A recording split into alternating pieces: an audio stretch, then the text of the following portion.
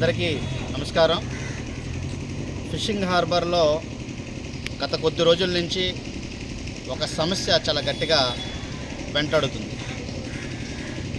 Fishing హార్బర్లో ఉన్నటువంటి బోట్లు ఏవైతే ఉన్నాయో ఆ బోట్లన్నీ కూడా ఎంతవరకు అయితే ఉన్నాయో అంతవరకే బోట్లు ఉండాలి, దానికి పెరగకూడదని చెప్పేసి గతం నుంచి కూడా చెప్పడం జరిగింది. కాకపోతే కేరళ నుంచి కానీ, తమిళనాడు నుంచి కానీ, లేకపోతే ఒరిస్సా నుంచి కానీ రకరకాల బోట్లు కొనుక్కొని ఈ యొక్క విశాఖపట్నంలో బోట్లు పెంచేటటువంటి పరిస్థితి ఏర్పడుతుంది. అయితే ఇక్కడ ఉన్నటువంటి బోట్లు కూడా అమ్మడం జరుగుతుంది, అక్కడ ఉన్నటువంటి బోట్లు కూడా కొనడం జరుగుతుంది. కాకపోతే ఏవైతే నెంబర్లు ఉన్నాయో ఆ నెంబర్లు అమ్మేటటువంటి పరిస్థితి అయితే మాత్రం ఏమాత్రం కూడా లేదు. కానీ అలాగుండి మనం బోట్ అమ్మిన తర్వాత వేరే రాష్ట్రంలో బోటు కొనుక్కొని ఆ నెంబర్ వేసుకొని ఆ బోట్ని మనం ఉపయోగించుకుంటే బోటులో సంఖ్య పెరిగినట్లు కాదు. అయితే ఇక్కడ ఏం జరుగుతుందంటే ఫిషింగ్ హార్బర్లో బోట్లు కొనేస్తున్నారు. విపరీతంగా కొనడం వల్ల ఏంటంటే ఆ యొక్క జెట్టి కూడా సరిపోవడం లేదని చెప్పేసి దీనికి సంబంధించి బోట్లు కట్టడి చేయాలని చెప్పేసి ప్రతిపాదించడం జరిగింది. కాకపోతే అది మినిట్ బుక్లన్నీ పెట్టి ప్రతిపాదించేటటువంటి చర్యగా ఏమాత్రం కూడా అసోసియేషన్ చేయడం లేదు. ఎందుకు చేయడం లేదు? గతంలో ఉన్నటువంటి ప్రెసిడెంట్ అప్పుడు కేరళ నుంచి వచ్చినప్పుడే ఈ రకంగా పెరిగిపోతుంది, ఒక్కొక్క బోటు కూడా 2-3 బోట్ల ప్లేస్ని ఆక్యుపై చేసుకుంటుందని చెప్పేసి చెప్తే వారికి అందరికీ కూడా నెంబర్లు, కొత్త నెంబర్లు ఇచ్చేటటువంటి పరిస్థితి ఒక అసోసియేషన్ చేయడం జరిగింది. అదే రకంగా చాలా వరకు బోట్లు పెరిగిపోయాయి. కానీ 2 అసోసియేషన్లు కలిపి కూర్చొని బోట్లు పెంచేటటువంటి పరిస్థితి లేకుండా చేస్తే బాగుంటుందని చెప్పేసి ఒక ఆలోచన. కానీ అలా కాకుండా అసోసియేషన్లకి రాంగ్ డైరెక్షన్ ఇచ్చి కొంతమంది వారి పబ్బం గడుపుకోవడం కోసం రకరకాల నెంబర్లు, కొత్త నెంబర్లు ఇవ్వడం. అదే రకంగా ఇప్పుడు ప్రతిపాదించేటటువంటి పరిస్థితికి ఆల్రెడీ ఎవరికైతే 7 బోట్లు, 8 బోట్లు, 5 బోట్లు ఉన్నటువంటి పెద్దవాళ్ళందరూ కూడా కొత్త బోట్లు తెచ్చుకోవడం జరిగింది. కానీ ఇప్పుడు చిన్నవాళ్ళు, సామాన్యులు బోటు కొనుక్కొని వచ్చేటప్పుడు ఆపేటటువంటి పరిస్థితి అసోసియేషన్ చేయడం జరుగుతుంది. కానీ అదేమాత్రం కూడా కరెక్ట్ కాదు. ఎందుకంటే పెద్దవాళ్ళందరినీ కూడా విడిచిపెట్టి వారితో ప్రత్యేకించి వారితో మాట్లాడితే వారితో గొడవలు జరుగుతాయని చెప్పేసి ఆగిపోవడం, సామాన్యుల మీదకి విరుచుకుపడడం అనేది అసోసియేషన్ చేసినటువంటి కుట్రగా మేమందరం కూడా బోట్లు యొక్క ఓనర్లు ఒక ఆందోళన వ్యక్తం చేస్తున్నారు. ఎందుకంటే ఎవరైతే బోటు యజమాని ఉన్నారో వారి యొక్క లబ్ధి కోసం వారు కొనుక్కున్నారు, అడ్వాన్సులు ఇచ్చి చాలామంది ఉన్నారు.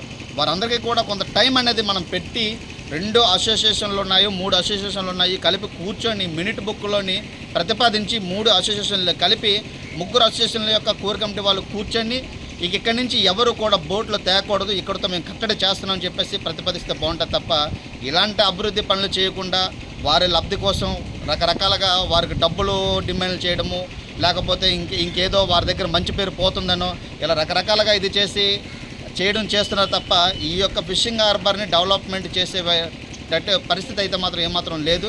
అది మంచి పద్ధతి అయితే మాత్రం కాదు. ఎందుకంటే అసోసియేషన్ ప్రెసిడెంట్కి గతంలో ఉన్నటువంటి ప్రెసిడెంట్ చేసినటువంటి వ్యక్తి, ఒక 15 సంవత్సరాలు చేసినటువంటి వ్యక్తి కూడా రకరకాల కాంట్రవర్సీలు చేయడం, ఇప్పుడు అదే వ్యక్తి వచ్చిన తర్వాత మళ్ళీ రకరకాల కాంట్రవర్సీలు చేసేటటువంటి పరిస్థితి ఏర్పడుతుంది హార్బర్లో. అది ఏమాత్రం కూడా కరెక్ట్ కాదు. ఒకవేళ నిజంగా అభివృద్ధి చేయాలని చెప్పి అనుకుంటే ఒక జీవో ఉంది, ఏదైతే జనరేటర్లు పెట్టుకొని వేట చేస్తున్నారో దాని మీద ఆల్రెడీ జీవో వచ్చింది, దాన్ని కట్టడి చేయమని చెప్పేసి గవర్నమెంట్ వారు కూడా ప్రతిపాదించడం జరిగింది. దాని మీద మనం స్పందించట్లేదు. అది కాకుండా స్పీడ్ బోట్లు గతంలో ఆపారు, ఇప్పుడు స్పీడ్ బోట్లు అన్నీ కూడా అంటే స్పీడ్ ఇంజిన్లు విపరీతంగా పెరిగిపోతున్నాయి. దాని మీద మనం ఏమైనా స్పందించామంటే ఏమాత్రం కూడా స్పందించట్లేదు. ఎందుకు స్పందించట్లేదు అంటే వాళ్ళందరూ కూడా పెద్దవాళ్ళు, కొద్ది డబ్బులు సంపాదించున్నారు, వారితో విభేదంకి వెళ్తే బాగోదు, రేపు పొద్దున వాళ్ళు సపోర్ట్ కావాలని చెప్పేసి నేను అనుకుంటున్నాను, నాలో ప్రతి ఒక్కరు కూడా అనుకుంటున్నారు. దాని మీద ఎవరు కూడా మాట్లాడలేకపోతున్నాం. ఒకవేళ హార్బర్ని నిజంగా డెవలప్మెంట్ చేయాలి, హార్బర్లో ఉన్నటువంటి ప్రతి బోటు ఓనర్ను కూడా అభివృద్ధి చేయాలని చెప్పి అనుకుంటే కొన్ని నిర్ణయాలు ఎదటవాడికి కష్టంగా ఉన్నా కూడా అసోసియేషన్ అన్నీ కలిపి కూర్చొని అది ప్రతిపాదించాలి. దాన్ని మినిట్ బుక్లో రాసి ఈరోజు ఈ అసోసియేషన్ ప్రెసిడెంట్ ఉంటాడు, రేపు పొద్దున అసోసియేషన్ ప్రెసిడెంట్ మారుతాడు. కానీ ఏదైతే మనం ప్రతిపాదించామో ఆ పద్ధతి అనేది మాత్రం అలాగే ఉండాలి.